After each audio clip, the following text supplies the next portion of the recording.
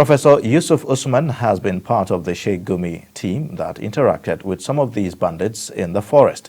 He joins us to discuss this issue. Good morning, and it's good to have you join us. Thank you. Welcome Good to be here. Thank you, Zainab.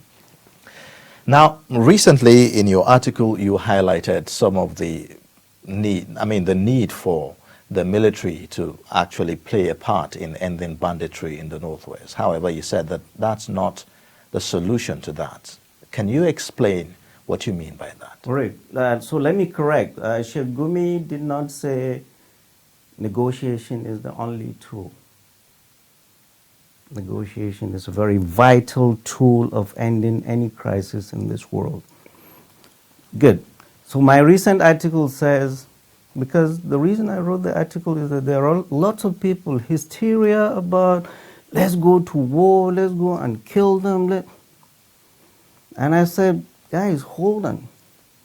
There is a definite place for the military, but there is no military solution to banditry in Nigeria. If anybody tells you that, it's either he doesn't know what he's talking about, or he knows, but he's not honest. Let's look at the Zamfara story. This is not a conventional war. This is not conventional military. You go in the Zamfara thing, we're saying it's successful. We don't know that. You don't know that. There's no press there in the front line to tell us the truth. All we are seeing recycled images from 2014, and I wrote it in that article, of operations in the Northeast that have been advertised as those of Zamfara. And I'm glad the military took it out. What the military is doing in Zamfara, and I've said it, there is a role for the military. For me, Zamfara is near and dear because that's where I spent my secondary school. And for Sheikh Gumi, that's his ancestral home. And there's nobody in this part of the country that has not been affected by banditry. When you wage a war, you should know the enemy. You should know who you're fighting. And I'll quote the president, you should know the language they understand. We do not know the enemy, we do not know the language they understand. And throwing bombs will not solve the problem. Okay, but if you say, just to follow up to what I asked earlier, if you say that, yes, there's a role for the military, but that's not the only solution. We have seen that there have been several dialogues and maybe declaration of amnesty for bandits and all of that. In the past, it hasn't yielded any result. Correct. Yes. So what exactly is the way out? Good. And the point is that because the dialogue has failed, doesn't mean you should stop dialoguing. Dialogue has failed because people have reneged on both sides. More often than not, it is the bandits. Because I will be the first one to tell you they are not an honorable part of any team. They are very dishonorable. I've seen that. Time and again, they have reneged. They are high on drugs. I've seen it live, pushing drugs. We've been to where no politician has been, no general has been. They have amassed for us in Niger State war commanders from all the 6 states. And long before us, governors have been dialoguing with them. But if the governor of Katsina is dialoguing, the governor of Zamfara is dialoguing, and the governor of Kaduna is not doing that, everybody is doing his own.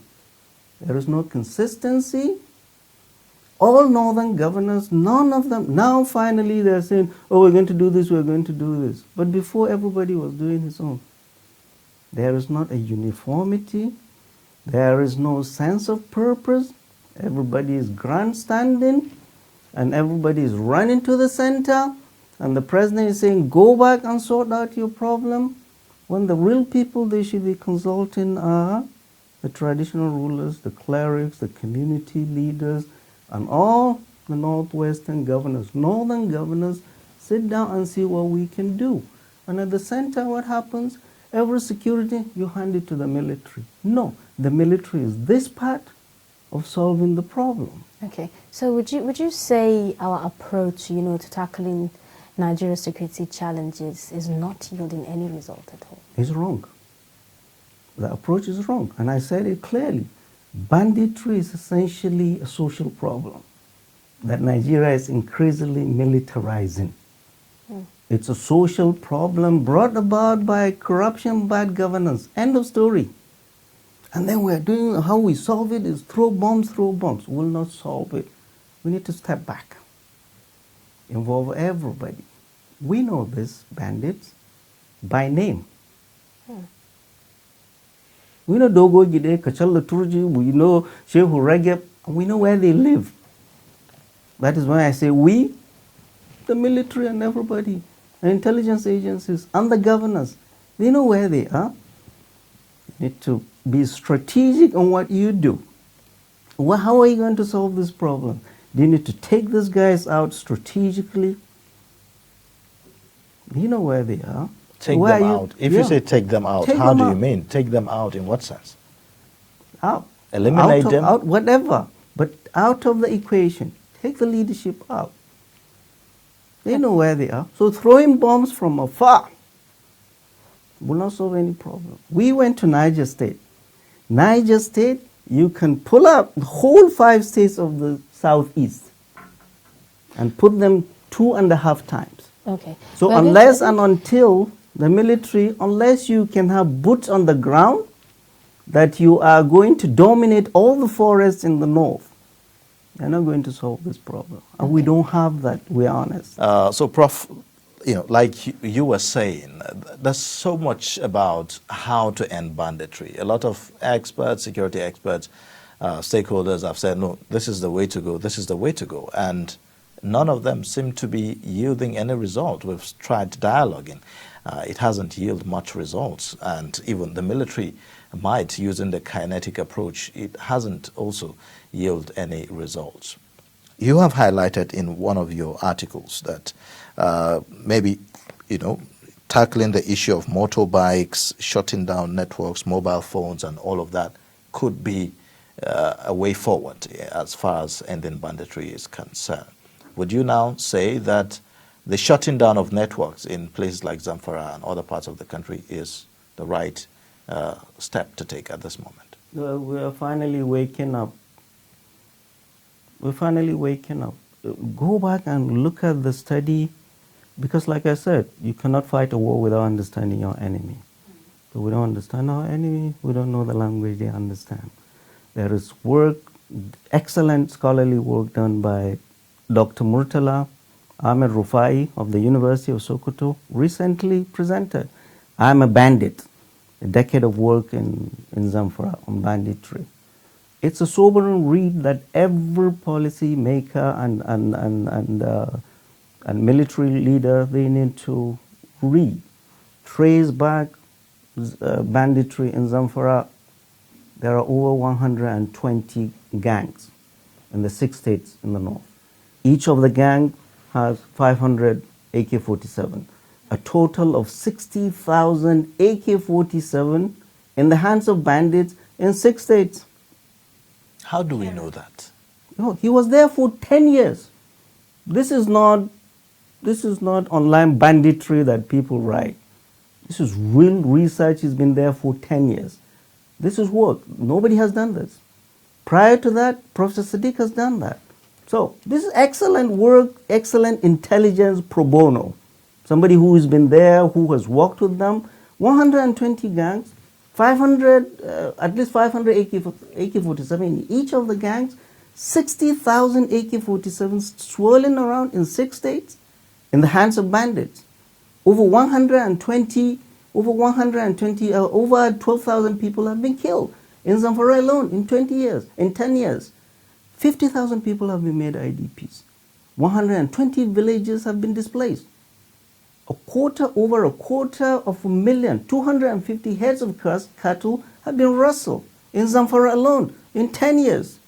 This is an excellent research that nobody has done, that the leadership in Zamfara, in the center, and the military need to look at, and the whole world. You need to invite him to educate the world. Is it surprising that an individual is having this information and maybe the military or our security outfits do not Okay, have the that. military is not their job to do that. It's your job to educate the world as a media person, right? It's the job of this researcher to do what he did. He did that, educate the world knows. We went into the forest, we are doctors. I and Shegumi, why did we get involved? We get involved because essentially there is a vacuum. We needed to go and understand and hear what this is our country, this is our state, this is our region. Everybody must be involved. We went in there to listen because Martin Luther King said, violence is the language of the unheard. And we've not been listening. We listen and they listen to us. Everybody must be involved in this. The only way forward is not over militarizing what is essentially a social problem. The military should be way back. Up front should be the local leaders, community leaders, traditional rulers, the clerics. The politicians are the ones that brought out this mess. And it is the military that is called to clean up this mess. But the basic thing is that there needs to be better governance. There needs to be involvement of everybody in the community. Nobody in the world will come and solve this problem for us. When I see this, it just reminds me of Afghanistan. Okay. These bandits, they are as rugged as the Taliban.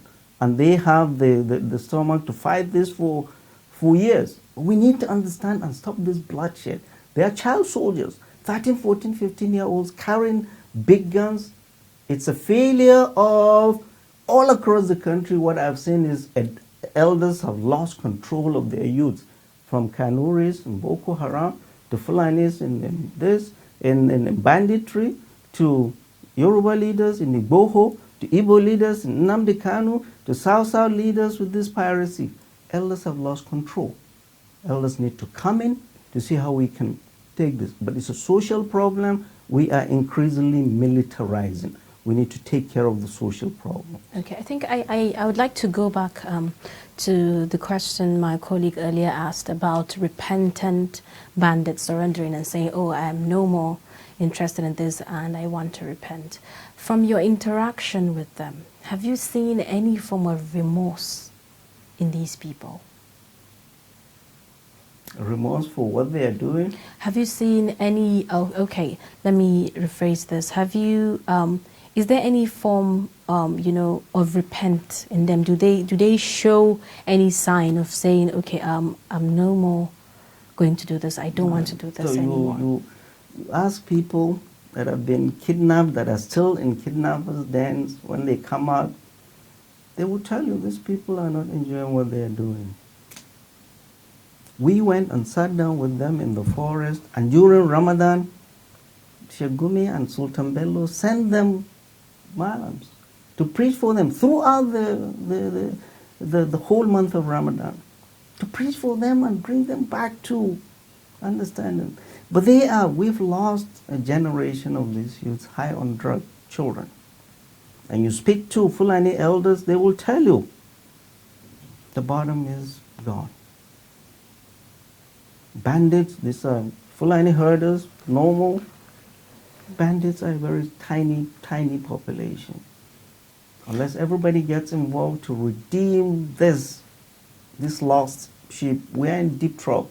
But, why should government negotiate, or, well, let me not use the word negotiate, maybe I should use the word dialogue. Why should government dialogue with a people or a group of people who will not necessarily be committed to whatever has been agreed, like we have seen in the past?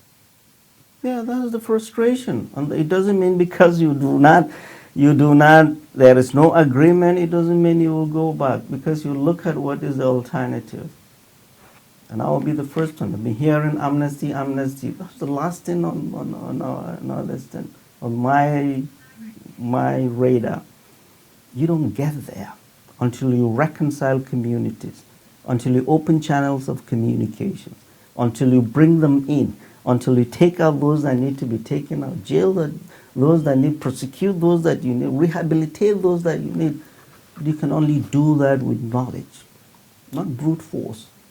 You tell me all these children that were abducted, there were over 1,188 of our school children that were abducted this year from schools. And over 200 of them are still in kidnappers' den. All those that were released, was any one of them released by brute force? No. And we still have over 200 of our children in the forest with these bandits. Nobody's talking about them. Talking about throwing bomb. Nobody's talking about these children. So, Prof, when you say social problem, it's a social problem and needs social solution. What are some of the areas that you think attention needs to be paid to? No. So, like I said, everything is education. Go back at the genesis of what this banditry is. It's essentially, and I'll be the last person to hold forth for this criminal bandit. My relatives, Sheikh Gumi's relatives have been involved, have been affected by these bandits. You need to look at, and I've always said, problems are local, solutions are local. The problems of the Fulanis in Kidandan is different from the Fulanis in Shinkafi, different from the Fulanis everywhere. So social, simple problems, cheap.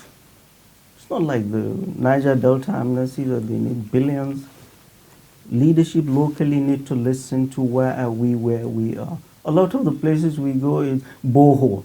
A lot of places we go, we need access to market. A lot of places we go, our people have been profiled. We hear problems everywhere, and we come back to the city and see the governor and see the traditional rulers and interact and continue to dialogue. Because things are not working doesn't mean you should stop. So, one would say that the people at the receiving end here are commoners. They are ordinary people who are not necessarily responsible for the problems that are there in those local communities. I mean, the ordinary person who is barely trying to survive is not responsible for why there's no borehole. He's also at the receiving end, just like, the bandits. So, who is responsible for this? What role will politicians play in this regard? A lot. Like I said, the basis of this, any insecurity problems you see are the basic bad governance and corruption. We saw poverty real, but we've never seen in our lives. Going to all these places, not only amongst the Fulanis, but among people. People drinking from polluted pond, when all they need is a deep borehole. And the governor is renting flights every night flying to Abuja. So it's bad governance and corruption. These are simple things, simple. I'm from Katsina. A third of my state is under siege by these bandits.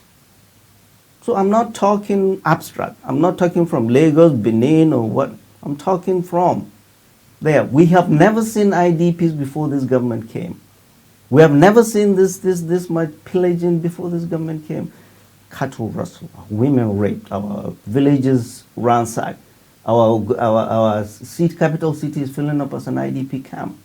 Our people are getting poorer by the day, and here we are, federal government is saying we are going to get 100 million people out of poverty in 10 years. Guess what? Hundreds of millions of people are going into poverty largely due to this. Farmers cannot go to farm because they've been scared off the land, or they've put levy on them before they access that. They control the rural areas. The honest truth, we do not have enough soldiers, we do not have enough policemen.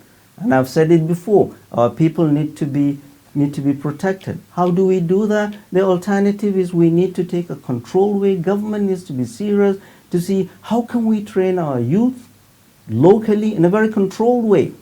Train, arm them to protect their local communities. If we don't have police, if we don't have army. Giving all money to soldiers to throw bomb, to can a bomb, will not solve it. Will not. So how would you react to Zamfara State Governor's statement about saying we need to take up arms to protect ourselves?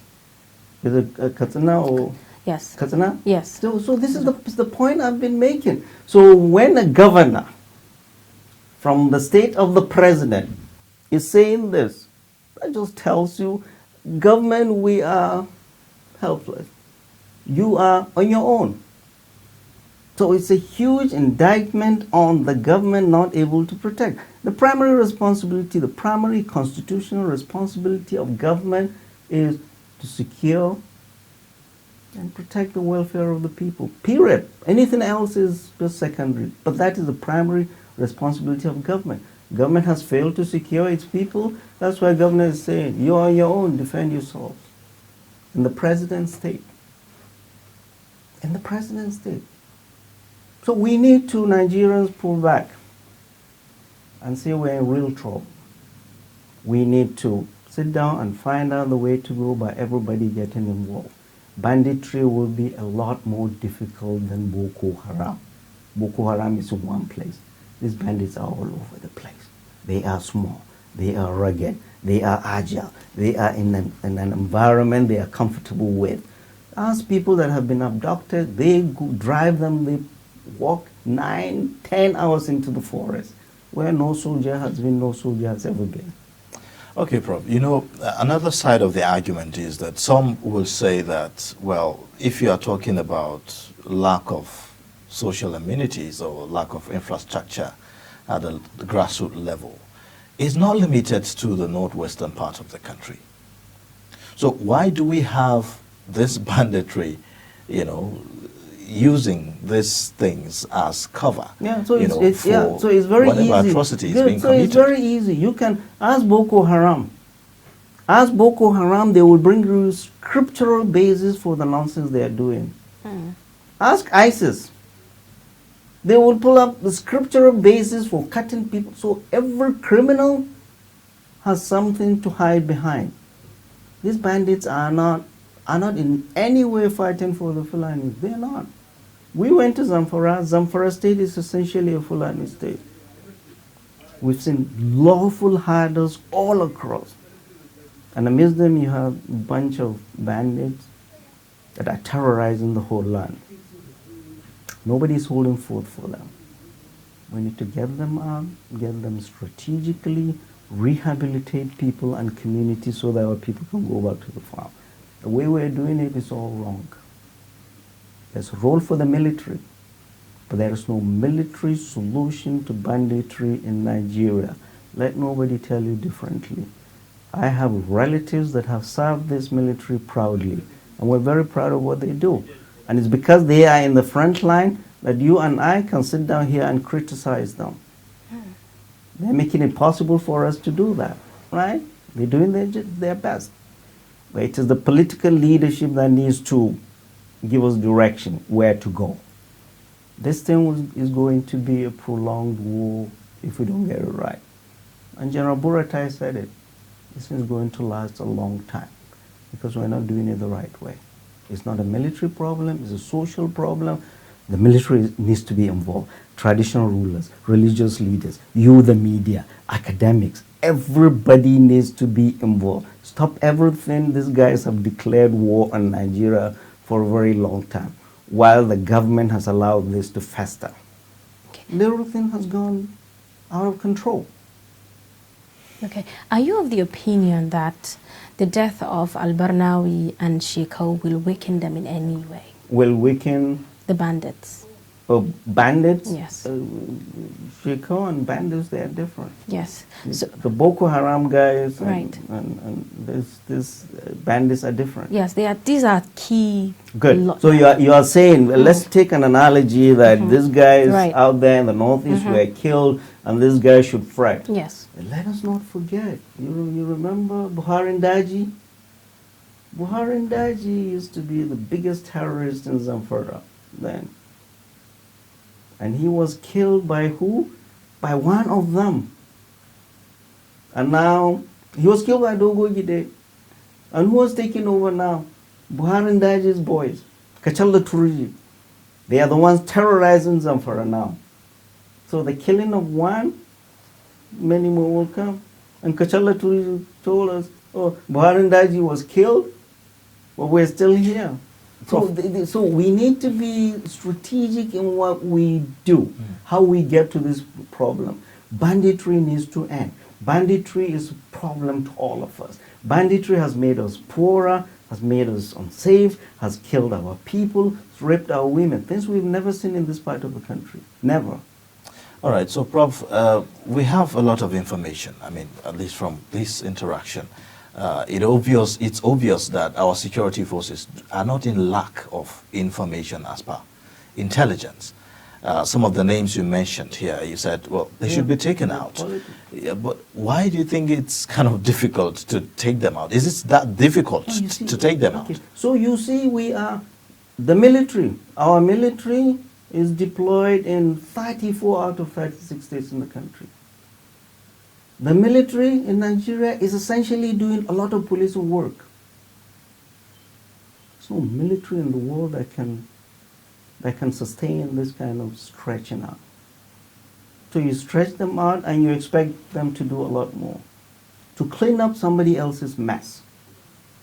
The military did not create Boko Haram. They did not create bandits. They did not create IPOB or this thing. It is a political problem that the military is always called to clean up. And if they don't clean it up in time, we all blame the military, the military. It's not the military's role to go and find out what Dr. Murtala Rufai found out in his work in 10 years. It's complementary. We've interacted with senior leadership of the military and the police and the DS as part of our visit. So nobody should be saying, I'm your enemy, I'm your... No. Intelligence agents, the military, the police, academics, people who have been there, clerics, we need to sit down together. No one person. The military will not solve this problem. Clerics will not. Traditional rulers will not. Politicians will not. All come together and see how do we get this. How do we take care of this problem? We have done a lot. We've gone to 6 states. We have interacted with people. President Obasanjo has met all the leadership, and we presented with the academics. We are looking for solutions. The military is very important, part of this solution, but it's not the most important. Okay, concluding thoughts, Prof. Are you of the opinion that perhaps we should declare a state of emergency on security and maybe we should see some kind of massive recruitment to complement what we have on ground at the moment? Right. So declaring state of emergency, legal, all I'm interested in is how do you protect our people. And I've said it. You need to massively recruit our youth in affected areas that will protect our villages. Bazari, close to the forest. You give me 1,000 Bazari youths trained with AK-47, they will go into the forest and flush them. And it's not something you're going to wait 6-9 months. No, we did it during the Civil War. Massive recruitment. After a year, you demobilize them. We don't have soldiers, we don't have police. We need to be honest with ourselves to protect our villages. The military will go there now in Zamfara, give temporary relief. These bandits will retreat deep into the forest or spill into the other states. They will come back and exact revenge on people. We need to protect our people, and the only way we can protect them is make sure we enroll, we recruit our youth that can protect. Civilian JTF in Borno are doing a good job protecting their people. So yes, banditry cannot be solved by military alone. They're a very vital part, but everybody needs to connect. Okay. We'll have to stop there. We have been discussing government's efforts in fighting banditry, and we have been discussing this with Professor Usman Yusuf, member of the Sheikh Gumi intermediary team. Thank you so much for coming here. Thank you. We hope to have you next time. Welcome. Yeah.